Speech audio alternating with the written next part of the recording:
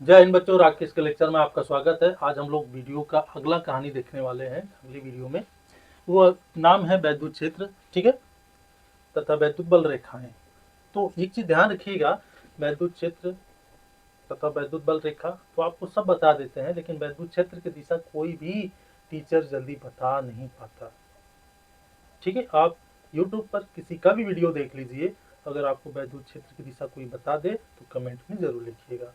अगर आप कमेंट में लिखेंगे, हमें भी बताएंगे, उस टीचर का भी प्रणाम हमारा है कि आपने बच्चों को सही जानकारी, सटीक जानकारी दी है। ठीक, तो सबसे पहले वैद्युत क्षेत्र क्या होता है उसके बारे में जान लेते हैं। एक छोटा सा ही उदाहरण समझिए, क्षेत्र क्या होता है पहले ये समझिए। जैसे ये एक गांव है और ये गांव है, ये आबादी वाला गांव है और बीच में एक सरहद है। ठीक है, बीच में सरहद है। तो इस गांव का कुत्ता, जो कुत्ता है, जो आप देखेंगे, अगर भुला कर भी यहाँ चला गया, जाता नहीं है जल्दी, मतलब भूल चूक से अगर इस सरहद को पार करके चला गया तो इस गांव के जो भी कुत्ते होंगे उसको दौड़ाएंगे और दौड़ा कर कहाँ तक ले जाएंगे, इस सरहद को पार कर देंगे। लेकिन ये यहीं पर रुक कर क्या करेंगे, अपनी भाषा में गाली देंगे। ठीक है, बोलेंगे कि आओ आओ आओ, अब तुम दोबारा आओ हमारे क्षेत्र में। ठीक, तो ये एक क्षेत्र है किसका, कुत्तों का, यानी कुत्तों का क्षेत्र अपने गांव के सरहद तक होता है। इस गांव का जो कुत्ता होगा उस अपने गांव के अगले सरहद तक होगा। वो अगले सरहद में नहीं जा सकते, वो उनके सरहद में नहीं जा सकते। अगर उनके सरहद में जाएंगे तो वो दौड़ाएंगे, अगर वो उनके सरहद में आएंगे तो वो दौड़ाएंगे। इसी को तो क्षेत्र कहते हैं। ठीक है, उसी तरह से इंसान का भी क्षेत्र है, मानव का भी क्षेत्र है, भारत का भी क्षेत्र है, राज्य का क्षेत्र है। तो विज्ञान में भी वैद्युत क्षेत्र होता है। ठीक है, तो इसको समझते हैं।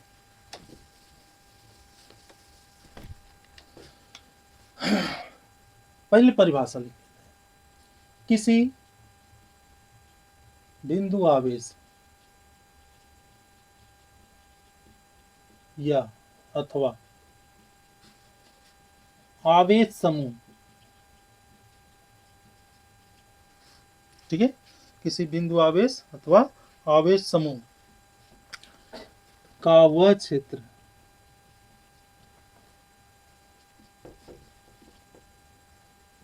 जिसमें कोई आवेश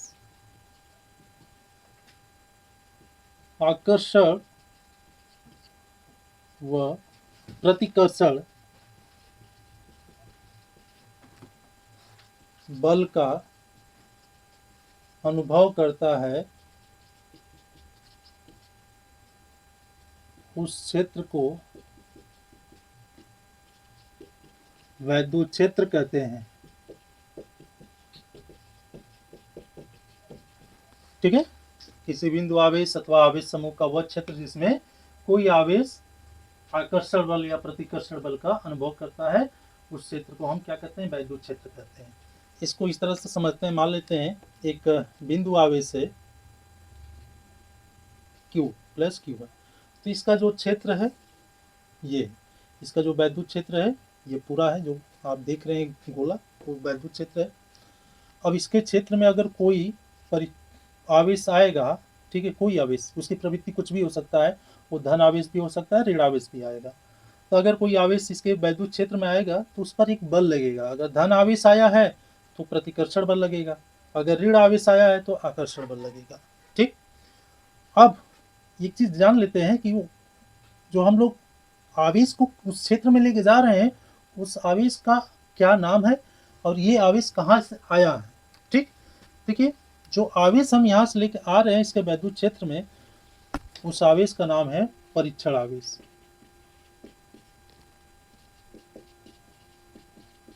ठीक है,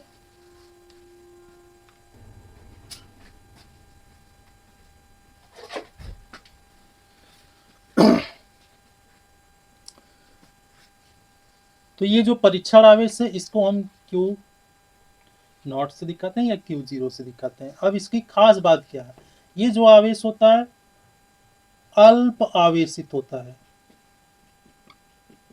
ये ध्यान रखिएगा। दूसरा, ये धन आवेश, अधिकतर हम धन आवेश लेते हैं लेकिन ऋण आवेश भी हो सकता है, अधिकतर हम लोग धन आवेश मानकर चलते हैं। तीसरा, यह काल्पनिक है, ठीक है, ये जो आवेश है वास्तविक में ऐसा कोई आवेश नहीं है, केवल कल्पना है। चौथा जो महत्वपूर्ण चीज है, ये किसी आवेश पर बल नहीं लगा पाएगा क्योंकि अल्प है, तो किसी आवेश पर बल नहीं लगा सकता।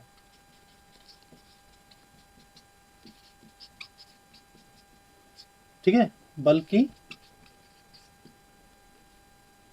उस आवेश के बल का अनुभव करता है। तो ये 3-4 चीजें हैं परीक्षण आवेश के बारे में। पहला, अल्प आवेशित होता है, यानी ये बहुत कम चार्ज होता है, धन हो सकता है ऋण भी हो सकता है, तो अधिकतर धन आवेश मानकर हम लोग चलते हैं। ये तीसरा काल्पनिक आवेश है, यानी ऐसा कोई वास्तविक में आवेश नहीं है। चौथा जो महत्वपूर्ण चीजें बताता है कि किसी आवेश पर बल नहीं लगा सकता, बल्कि उस आवेश का बल यह अनुभव करता है। ठीक है, ये परीक्षण आवेश के 4 बातें हैं। अब चलते हैं यहाँ पर वैद्युत क्षेत्र पर। मान लेते हैं ये प्लस क्यू आवेश है, इसका एक वैद्युत क्षेत्र है। अब इस वैद्युत क्षेत्र के बाहर एक परीक्षण आवेश क्यू नॉट है या Q0 है, ये बिंदु ए पर अभी स्थित है।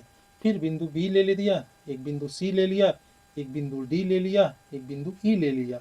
अब आप हमको बताइए बच्चों, बिंदु ए पर ये देखिए Q प्लस क्यू का वैद्युत क्षेत्र से बाहर सी बी और ए बिंदु है। अब यहाँ पर ए बिंदु पर परीक्षण आवेश है, क्या ये वैद्युत क्षेत्र के अंदर है?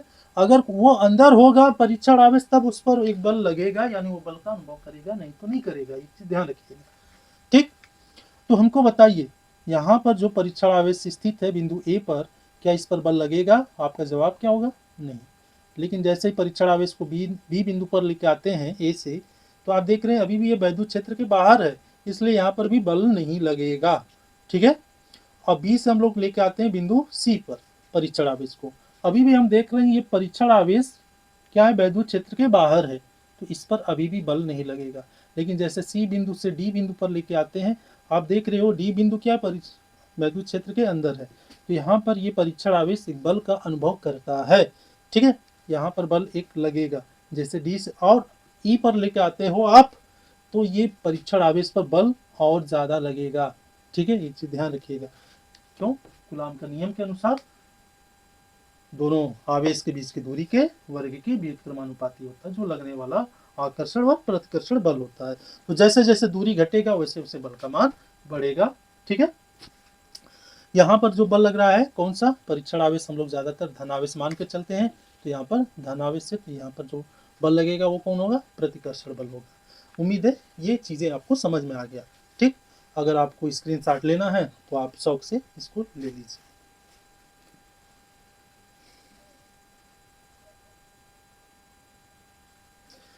तो अब आगे हम लोग चलते हैं वैद्युत बल रेखा के बारे में। तो वैद्युत बल रेखाएं क्या होता है, उसका एक परिभाषा है। ठीक है, परिभाषा उसको देखते हैं तो क्या मिलता है हमें। वैद्युत बल रेखाएं वैद्युत क्षेत्र में खींचा गया वह काल्पनिक निष्कोण वक्र है, काल्पनिक है, निष्कोण वक्र है मतलब स्मूथ वक्र, जिस पर एक स्वतंत्र व पृथक एकांक धन आवेश चलता है।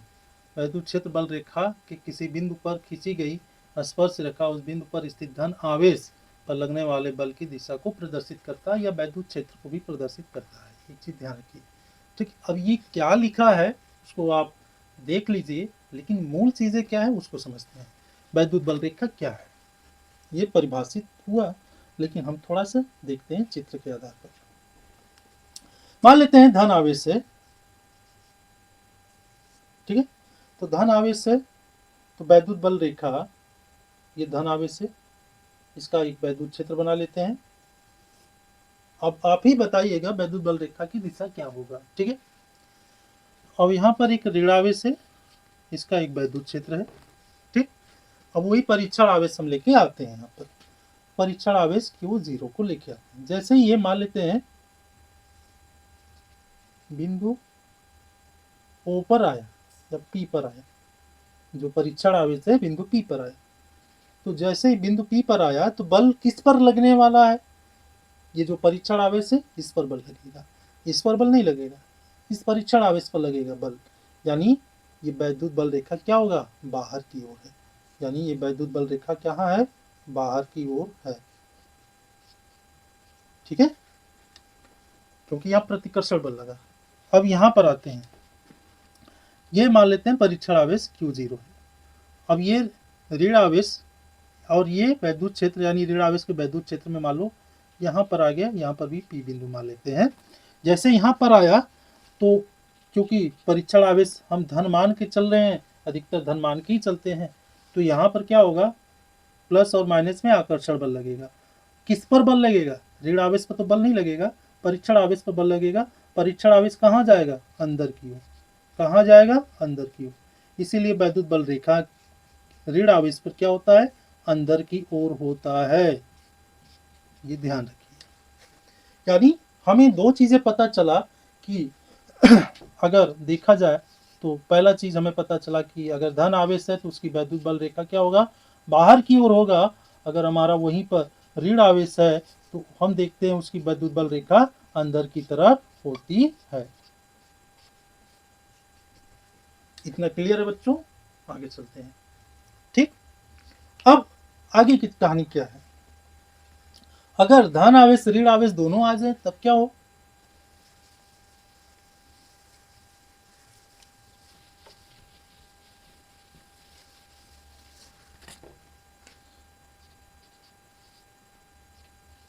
दोनों धन आवेश और ऋण आवेश है, तो ये जो बाहर की तरफ वैद्युत बल रेखा है, ये वैद्युत बल रेखा जाता है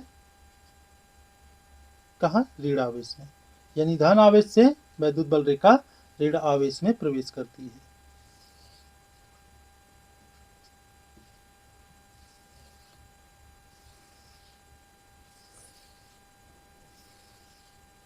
ठीक है, यानी वैद्युत बल रेखा धन आवेश से निकलती है, ऋण आवेश में प्रवेश करती है, अगर धन आवेश ऋण आवेश है तो।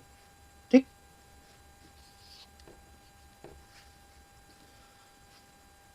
और आप देख रहे हो, अगर आप देखोगे ये वैद्युत बल रेखा जो है यही तो वैद्युत क्षेत्र है, जो ये वैद्युत बल रेखा है आप देख रहे हैं, यही एक वैद्युत क्षेत्र है। इसी वैद्युत क्षेत्र में अगर कोई परीक्षण आवेश आएगा तब वो बल का अनुभव करेगा।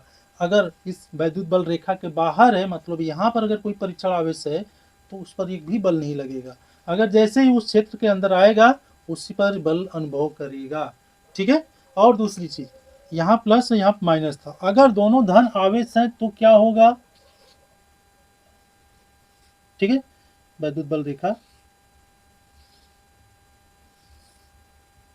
अगर दोनों धन आवेश है तो क्या होगा,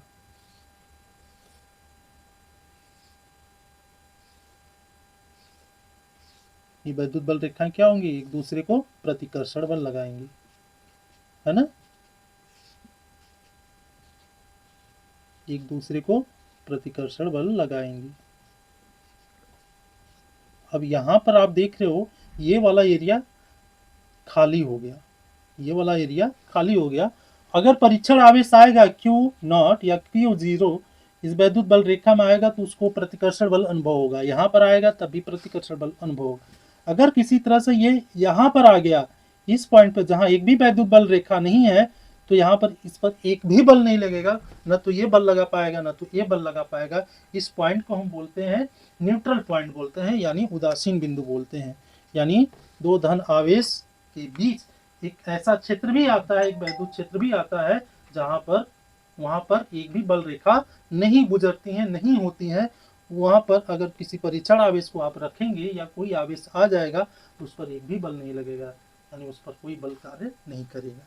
तो ये न्यूट्रल पॉइंट है। ठीक है, अब यहाँ देख रहे हो वैद्युत बल रेखा एक दूसरे को कभी काटती नहीं है, अगर काटेंगी तो कटान बिंदु पर स्पर्श रेखा, जैसे यहाँ पर अपने खींचा तो ये वैद्युत बल रेखा की दिशा है, यहाँ खींचा, यहाँ खींचा, ये दिशा है, यहाँ खींचा, वैद्युत बल रेखा की दिशा है।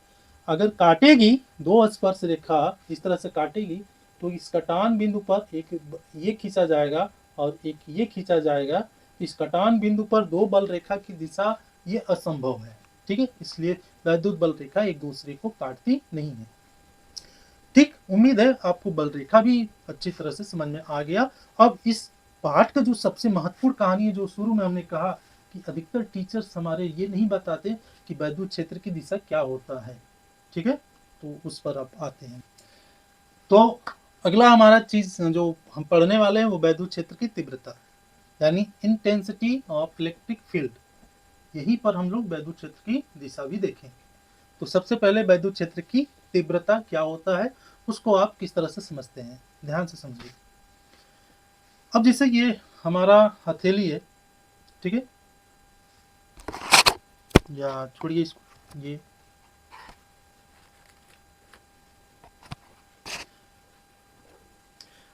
अब इसको कैसे समझते हैं, देखिए ये जो व्हाइट बोर्ड है आपको दिखाई दे रहा है, ये हमारा मार्कर है। आप बताना है कि तीव्रता बढ़ा है कि घटा है। पहली बार, दूसरी बार, तीसरी बार, चौथी बार। तो इसी को हम क्या कहते हैं, तीव्रता। पहली बार आप देख रहे हैं धीरे से आवाज आई होगी, यानी धीरे बल लगा था। दूसरी बार आपको लगा आवाज ज्यादा हुआ, यानी बल का मान बढ़ गया। और अंत में आपने देखा ज्यादा आवाज किया, इसका मतलब ज्यादा बल लगा है, ठीक है। अब ये चीज, इस चीज को यहाँ पर हम देखते हैं, मान लेते हैं पर धन आवेश है क्यू। अब इसका एक वैद्युत क्षेत्र है, ठीक है, इस वैद्युत क्षेत्र में एक परीक्षण आवेश क्यू 0 है, ये बिंदु पी पर है।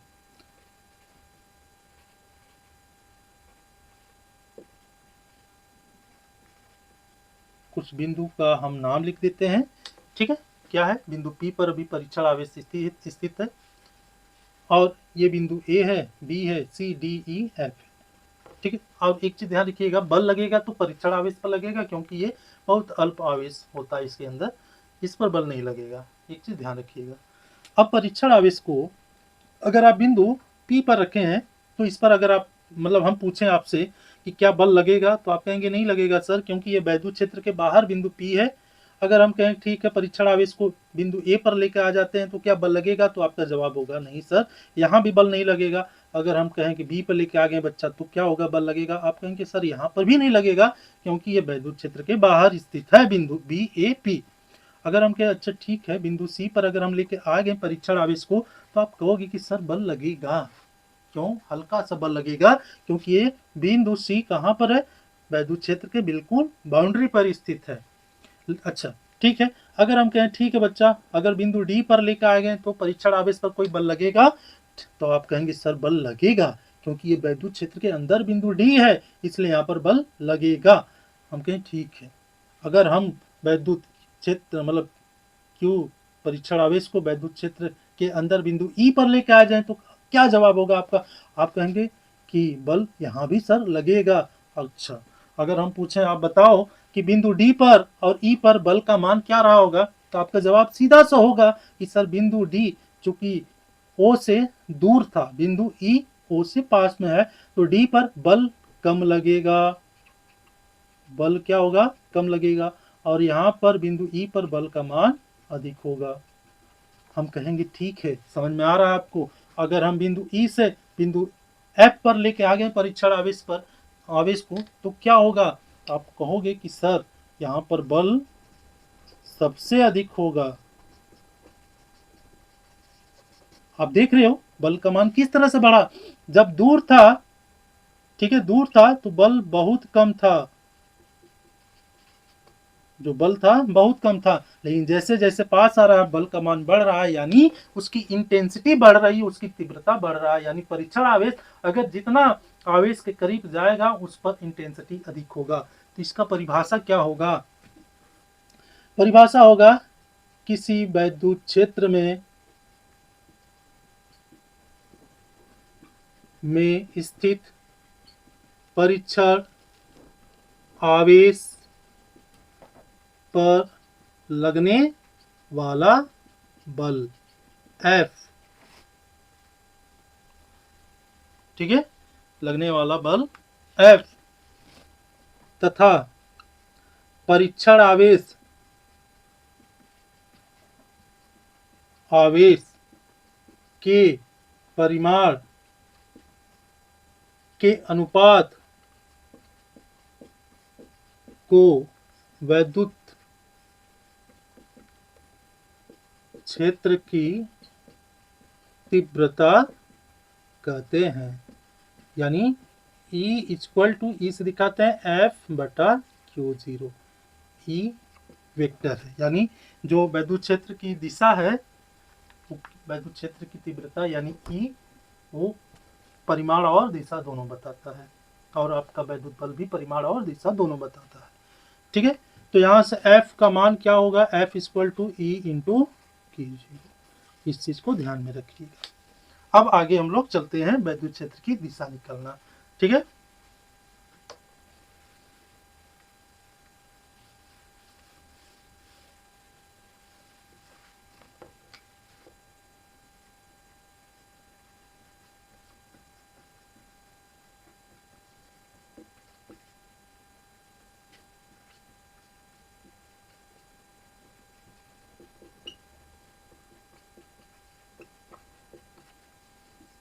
ये हमारा हेडिंग है।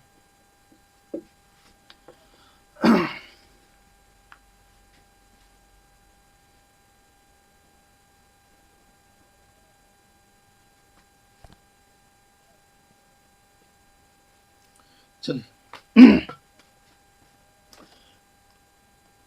दो तीन स्थितियां देखेंगे। फर्स्ट कंडीशन,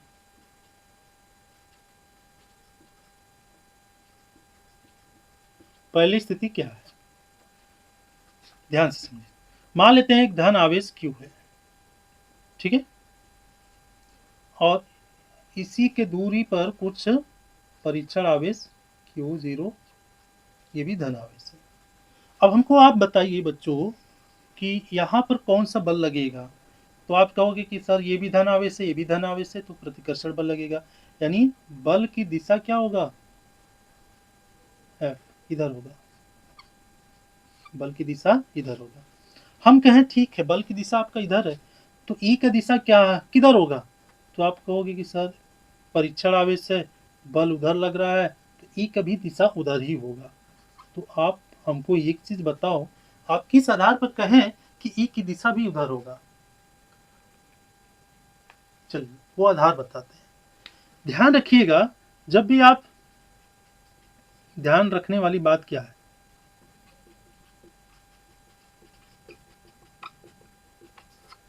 जब भी आप वैद्युत क्षेत्र की दिशा निकालने जाएं तो आप धन आवेश देखेंगे। क्या देखेंगे, धन आवेश।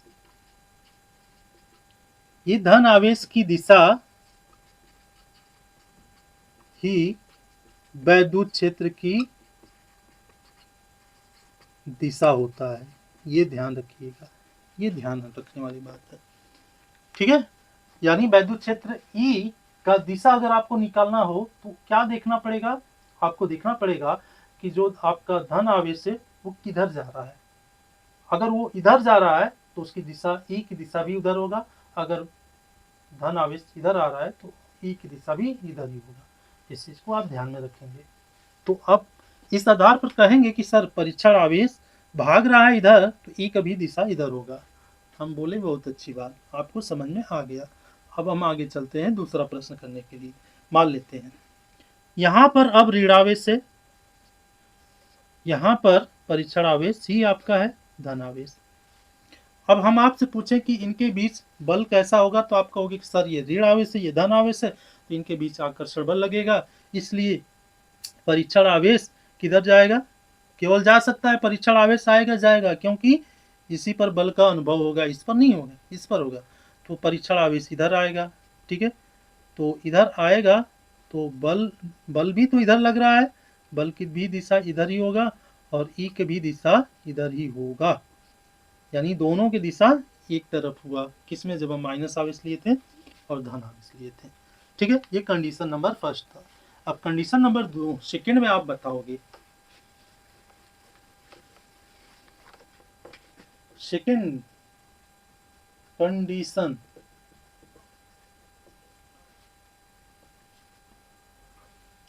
मान लेते हैं हमारा ये धन आवेश है, ठीक है, और यहाँ पर एक आवेश परीक्षण आवेश है। अब इस बार हम लोग माइनस लिए हैं परीक्षण आवेश को, तो हमने कहा धन आवेश भी हो सकता है, ऋण आवेश भी हो सकता है परीक्षण आवेश, लेकिन ज्यादातर हम लोग धन आवेश लेते हैं। मान लेते हैं कि यहाँ परीक्षण आवेश हमारा ऋण आवेश है। अब हम आपसे पूछें कि बेटा आप बताओ कि यहाँ पर बल की दिशा क्या होगा, एफ की दिशा, ठीक है। हम आपसे पूछें बेटा बताओ आप कि ई का दिशा क्या होगा,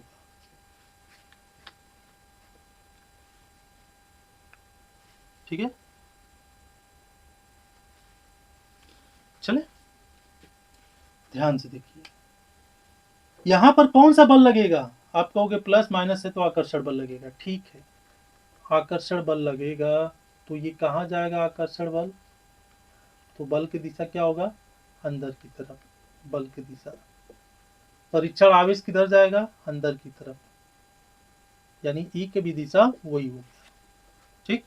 तो ये कंडीशन नंबर सेकंड का था कि बल का भी दिशा वही हुआ और अंदर जो ऋण आवेश है उसका भी दिशा वही हुआ, ठीक।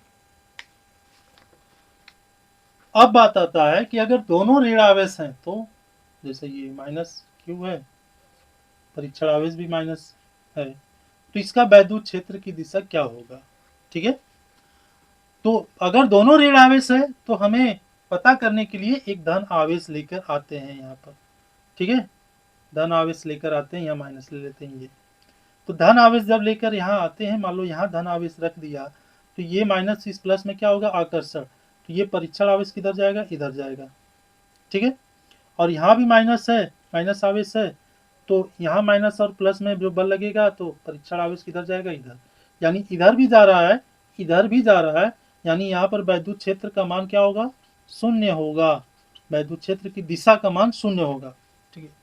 क्यों, क्योंकि इधर भी परीक्षण आवेश जा रहा है, इधर भी जा रहा है, लेकिन जा कहीं भी नहीं रहा है, ये भी खींच रहा है, ये भी खींच रहा है, परीक्षण आवेश बेचारा बिल्कुल स्थिर है, कहीं जा नहीं रहा है, इसलिए क्या होगा, परीक्षण आवेश जब जा नहीं रहा है तो वैद्युत क्षेत्र ई का वैल्यू क्या होगा, शून्य होगा, ठीक है। और प्रतिकर्षण बल क्या होगा, बल का दिशा क्या होगा, इधर होगा, ये इधर भागेगा, ये इधर भागेगा, और वैद्युत क्षेत्र ई की दिशा क्या होगा, शून्य होगा। तो यही है वैद्युत क्षेत्र ई का दिशा निकालने का तरीका, ठीक है। अब हम लोग अगला वीडियो डेरिवेशन हमारा होगा, किसी बिंदु आवेश के कारण वैद्युत क्षेत्र की तीव्रता का मान क्या होता है। तो उम्मीद है अगर आपको ये चीज़ें समझ में आ गया, तो अब हम लोग चलते हैं आगे। बच्चों थोड़ा आप मेहनत करिए, बोर्ड एग्ज़ाम है, जितना आपको कठिन दिखाई देता है उतनी कठिन भौतिक विज्ञान नहीं है। आप हमसे जुड़े रहिए, हर कठिन से कठिन चीज़ों को हम सरल करके आपको देने वाले हैं। तो चलते हैं, जय हिंद।